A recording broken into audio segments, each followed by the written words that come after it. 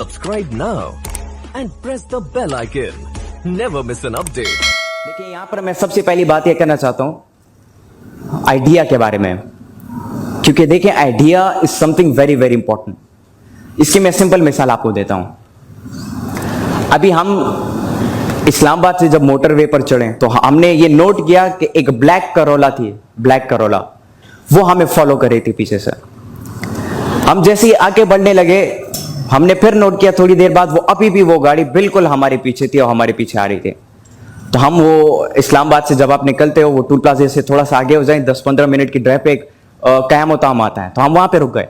तो हम जैसे रुके वो गाड़ी भी एग्जैक्टली हमारे साथ आके रुक गई। हम डर गए, हम थोड़ा उतरे, क़याम में थोड़ा स्टे किया, फिर आ गए, फिर जैसे ही निकलने लगे एग्जैक्टली वही ब्लैक करोला हमारे पीछे आने लगी। हम थोड़ा और आगे जाने लगे तो हम परेशान हो गए कि गाड़ी क्यों हमें फॉलो कर रही है।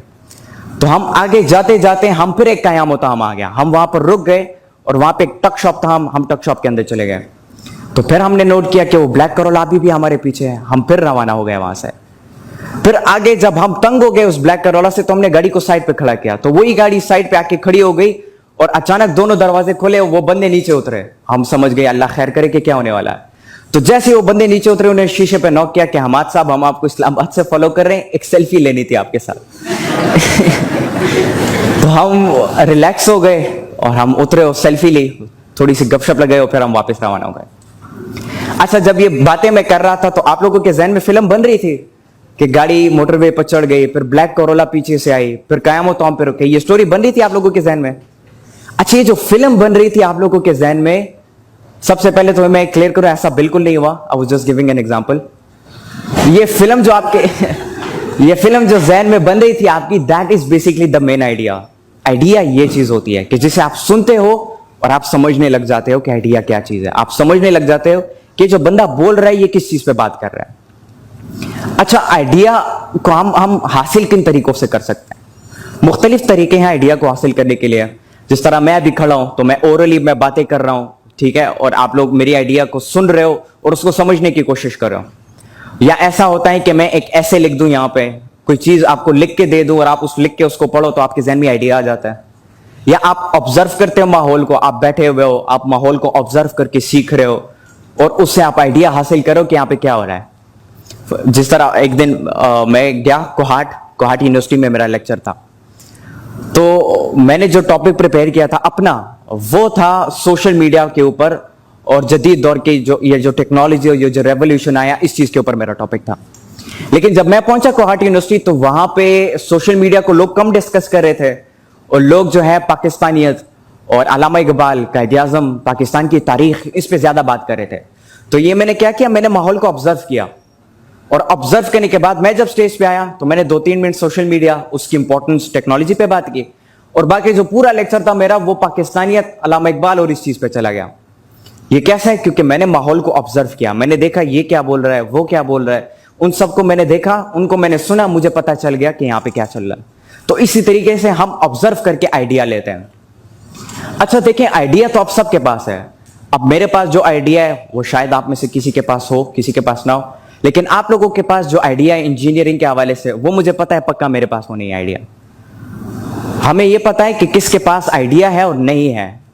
ये आइडिया का हमें पता है, लेकिन अब इस आइडिया को हमने किसी दूसरे तक पहुंचाना कैसे होगा, that is very important. Idea तो सबके पास है, लेकिन उस तक पहुंचाना कैसे है? अब यहां पर स्टूडेंट्स जो है वो थोड़े से हेजिटेट हो जाते हैं, चाहे वो स्कूल, कॉलेज या यूनिवर्सिटी, जिस लेवल के भी स्टूडेंट्स हो, सब हेजिटेट होते हैं। सब जो है वो अपने आइडिया को उस तरीके से नहीं पहुंचा सकते जिस तरीके से और लोग डिमांड करते हैं या ये लोग पहुंचाना चाहते हैं, उस तरीके से सब लोग नहीं कर सकते हैं। तो सबसे पहली बात कि आइडिया ट्रांसमिट करने के लिए या आइडिया कम्युनिकेट करने के लिए आपको 2 चीजों की जरूरत होती है या 2 वेज होती हैं आइडियाज एक्सचेंज करने के लिए। सबसे पहला जो है वो ओरली, आप, मैं यहां पे खड़ा हूं, मैं ओरली आपको बताता हूं, आप उसे समझते हो, मैंने आपको अपना आइडिया दे दिया, या मैं लिख के आप लोगों को देता हूं, लिख के पढ़ के आप लोगों को आइडिया मिल गया। तो ये ओरली और रिटन फॉर्म में ऐसा हो सकता है। अब कुछ स्टूडेंट्स जो होते हैं वो सिर्फ अपने ओरल के ऊपर काम करते हैं, राइटिंग के ऊपर काम नहीं करते, और कुछ लोग होते हैं जो कि राइटिंग के ऊपर काम करते हैं और अपनी स्पीकिंग के ऊपर काम नहीं करते। अब मेरी एग्जांपल आप ले लें, मैं एक दफा यूनिवर्सिटी ऑफ सेंट्रल पंजाब, मेरा लेक्चर था, तो वहां पे लेक्चर देने के बाद जब मैं वापस आया तो मेरे टीचर ने मुझे कहा कि आपने तकरीर तो माशाल्लाह बहुत जबरदस्त थी, लेकिन ये जो आपने बोला इसको जरा इस कागज पे लिख के दे दो। तो मैंने जब वो कागज उठाया, पेन उठाया, सबसे पहले तो मुझे डर लगने लगा, क्योंकि मैंने पहले कभी ऐसे कुछ लिखा नहीं था। और जब मैंने लिखा तो मैंने एक बहुत बड़ा पढ़ लिख दिया था, बहुत ज्यादा पेजेस मैंने भर दिए थे, और उसका भी ना कोई सर था ना कोई पैर था, कहीं पे क्या चीज गलत, कहीं पे क्या चीज गलत, पूरी इंफॉर्मेशन मैंने गलत दे दी थी। तो मेरे टीचर ने मुझे समझाया कि आप बोल तो अच्छा लेते हो, लेकिन आप लिख नहीं पाते जो कि आप बोल रहे हो। आप जो लोगों को समझाना चाहते हो बात के जरिए, वो आप लिख के नहीं समझा सकते। ये एक बहुत बड़ी वीकनेस है, और ये हम में से ज्यादातर स्टूडेंट्स में ये वीकनेस होती है। हम या तो ज्यादा लिख देते हैं जरूरत से, जिसको पढ़ के इंसान बोर हो जाए कि ये क्या लिखा है, और या जरूरत से कम लिख देते हैं, जिसकी ना, वही मैं कहना चाहूंगा कि ना कोई सर होता है ना कोई पैर होता है, कुछ समझ नहीं आता कि ये क्या लिखा हुआ है। जरूरत के मुताबिक लिखना, लिमिट के अंदर लिखना, और दूसरों लोगों को अपना मैसेज कन्वे करना एक प्रॉपर फॉर्म में, एक रिदम से, ये बहुत ज्यादा मुश्किल होता है। लेकिन ये एक स्टूडेंट के लिए सबसे ज्यादा नेसेसरी भी होता है, क्योंकि आप तब तक अपने आइडिया का बेहतर तरीके से इस्तेमाल नहीं कर सकते जब तक आप उसको दूसरों के साथ शेयर ना करो।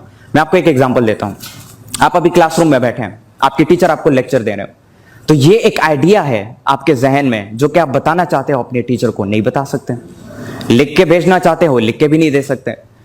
अब आपको पता है कि ये आइडिया जब आपके टीचर को आप बताएंगे तो दूसरे स्टूडेंट्स को भी फायदा होगा कि नहीं? अच्छी बात से सबको फायदा होता है, तो दूसरे स्टूडेंट्स को फायदा होगा, आपको पता है, लेकिन आप बता नहीं सकते। क्यों? क्योंकि आपके अंदर वो सलाहियत नहीं है बोलने की, या बोलते भी हैं तो उस तरीके से आप समझा नहीं पाते, जिससे टीचर जो है वो कहता है आपने टाइम जाया कर दिया उल्टा पारा, और यकीनन ऐसा ही होता है फिर। तो आइडिया रखना और फिर उस आइडिया को आगे ट्रांसफर करना, इन दो तरीकों से ये एक स्टूडेंट के लिए सबसे ज्यादा नेसेसरी है। अच्छा, फिर तीसरी चीज जो आती है वो ये है that you have to change yourself with the nature. ये जनरली मैं बात कर रहा हूं आप सबसे। देखें, हमारे कुदरत के मुख्तलिफ कानून हैं। जिस तरीके से लॉ ऑफ कर्मा है, जैसी करनी वैसी भरनी, तो उसी तरीके से और भी कवानीन है कुदरत के, जिसके थ्रू ये कुदरत जो है चलती जा रही है। हम कह रहे हैं ना कि कुदरत एक मैथमेटिकल जो वो है उसके थ्रू जा रही है, तो इसी तरीके से ये लॉज जो है ये कुदरत के साथ सच जा रही है। सिंपली मैं आपको बताता हूँ, आपने कभी ये देखा है कि जब कोई बच्चा पैदा हो तो वो बूढ़ा बाबा हो, और वो बाबे से छोटा छोटा होकर एक छोटा बच्चा बन जाए फिर मर जाए? ऐसा कभी हुआ है? कभी नहीं हुआ। आपने कभी देखा है कि आप एक तुखम को लगाते हो तो डायरेक्ट तनावर दरख्त बन जाए, वो आपको फल देना शुरू करे? कभी ऐसा नहीं हुआ, बल्कि हमेशा छोटे स्टेप से जो है बड़े की तरफ आता जाता है।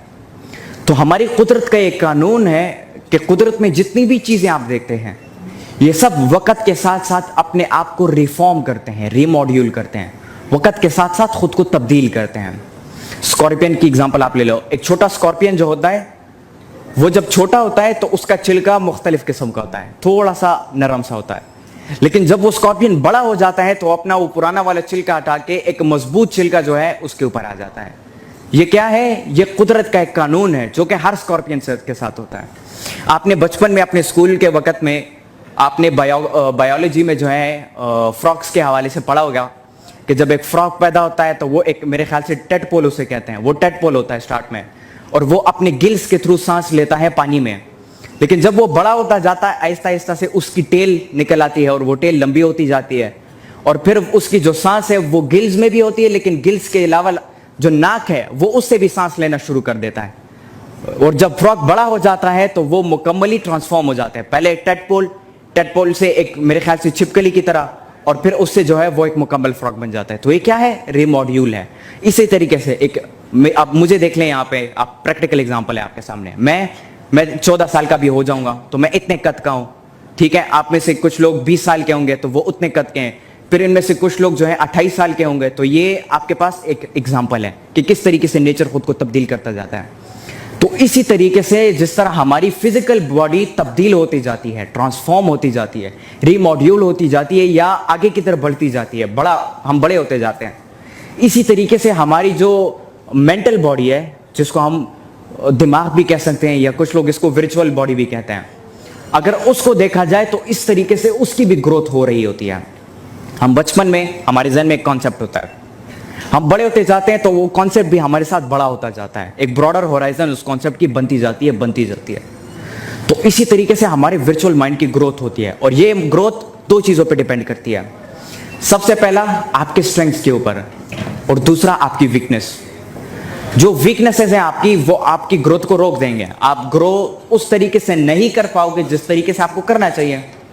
और दूसरी बात, आपके जो स्ट्रेंथ्स हैं, अगर आप अभी से अपने आप को स्ट्रेंथन बनाते हो, मतलब आप स्किल्स हासिल करते हो, मुख्तलिफ चीजों के बारे में सीखना शुरू करते हो, आइडिया लेना शुरू करते हो, तो ये क्या होता जाता है कि आप जैसे ही बड़े होते जाते हो तो ये स्ट्रेंथ्स आपकी काम आना शुरू करती हैं और इसी से फिर आपकी मेंटल ग्रोथ होती है। अच्छा, फिर मेंटल ग्रोथ सिर्फ ये स्ट्रेंथ और वीकनेसेस पर बेस नहीं करता, बल्कि इसकी जो ग्रोथ है वो लर्निंग और दूसरी और सबसे बड़ी चीज एक्सपीरियंस, इस चीज पे डिपेंड करता है।